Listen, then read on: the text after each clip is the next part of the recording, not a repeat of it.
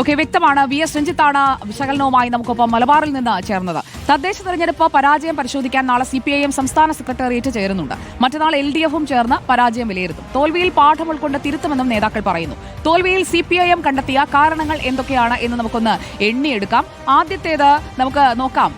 പ്രേക്ഷകർക്കും തോന്നിയിട്ടുണ്ടാകും അമിത ആത്മവിശ്വാസം. അതായത് ഒരു മൂന്നാം ഭരണത്തിലേക്ക്, തുടർ ഭരണത്തിലേക്ക് ജനം തങ്ങളെ കൊണ്ടുപോകും എന്നുള്ള ഒരു അമിത ആത്മവിശ്വാസം നേതാക്കൾക്ക് എല്ലാവർക്കും ഉണ്ടായിരുന്നു. അതുകൊണ്ട് തന്നെ ആ ഒരു പ്രവർത്തനവും കുറച്ച് മന്ദഗതിയിലാക്കുന്നതിന് ഈ അമിത ആത്മവിശ്വാസം കാരണമായി. ഇപ്പോൾ എന്തായാലും ആത്മവിശ്വാസം മൊത്തത്തിൽ തവിടുപൊടിയായി വീണിട്ടുണ്ട്. അതുകൊണ്ട് ഇനി നന്നാകാനുള്ള അവസരമുണ്ട്. രണ്ടാമത്തേത് UDFന്റെ ഒരു വലിയ തകർച്ച, അത് ഒരു ഓവർ അസംഷനിലേക്ക് പോയിട്ടുണ്ട്. UDF അടിത്തട്ടിലില്ല, അടിത്തട്ടിൽ UDF ചിതറിക്കിടക്കുകയാണ്, കോൺഗ്രസ് നശിച്ചു എന്നൊക്കെയുള്ള ഒരു തോന്നലുണ്ടായപ്പോൾ, ആ വിശ്വാസം ഉണ്ടായപ്പോൾ അതും അമിത ആത്മവിശ്വാസത്തിനൊപ്പം തന്നെ അധികം വർക്ക് ചെയ്തില്ലെങ്കിലും കുഴപ്പമില്ല എന്നൊരു തോന്നലിലേക്ക് പോയി.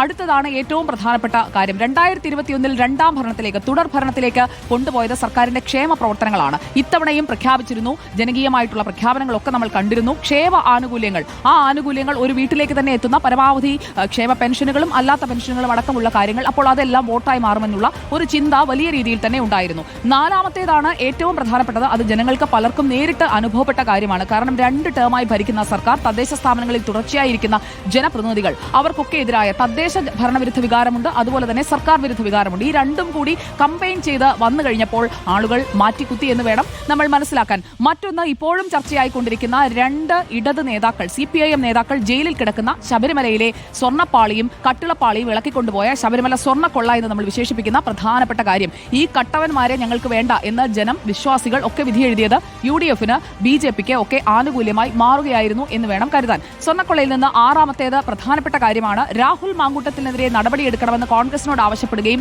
രാഹുൽ മാങ്കൂട്ടത്തിനെ പുറത്താക്കുകയും ചെയ്തിട്ട് മറുഭാഗത്ത് ഈ കട്ടിളപ്പാളി കേസിൽ ജയിലിൽ കഴിയുന്ന A. പത്മകുമാറിനെ സംരക്ഷിച്ചു.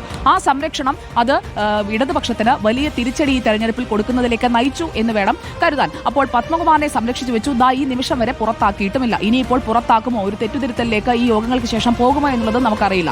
മറ്റൊന്ന്, നേരത്തെ നമ്മൾ മലബാറിനെ കുറിച്ച് പറഞ്ഞപ്പോൾ പറഞ്ഞ പ്രധാനപ്പെട്ട കാര്യമാണ് വെള്ളാപ്പള്ളി നടേശൻ നടത്തിയ പരാമർശങ്ങളെ തുറന്നെതിർക്കാതെ അതിന്മേൽ മൗനം പാലിച്ചത്. ന്യൂനപക്ഷ വോട്ടുകൾ ഏറെക്കുറെ പൂർണ്ണമായും എതിരാക്കുന്നതിലേക്ക് കാര്യങ്ങൾ കൊണ്ടുചെന്ന് എത്തിക്കുകയായിരുന്നു. ഇതൊക്കെയാണ് നമ്മൾ എന്തുകൊണ്ട് തോറ്റു എന്നതിന് പാർട്ടിയുടെ മുന്നിൽ ഇപ്പോഴുള്ള ഉത്തരങ്ങൾ. അത് ജനങ്ങൾക്ക് മനസ്സിലാകുന്ന ഉത്തരങ്ങൾ തന്നെയാണ്. ഇതൊക്കെ അങ്ങ് തിരുത്തിയാൽ അടുത്ത തെരഞ്ഞെടുപ്പിലേക്ക് കൂടുതൽ ഊർജ്ജസ്വലമായി ഇടതുപക്ഷത്തിന് പോകാൻ സാധിക്കുകയും ചെയ്യും. അതായത് ഈ തോൽവി ഒരു അന്തിമ തോൽവിയല്ല, അങ്ങനെ നിരാശരായി പോകേണ്ട കാര്യവുമില്ല.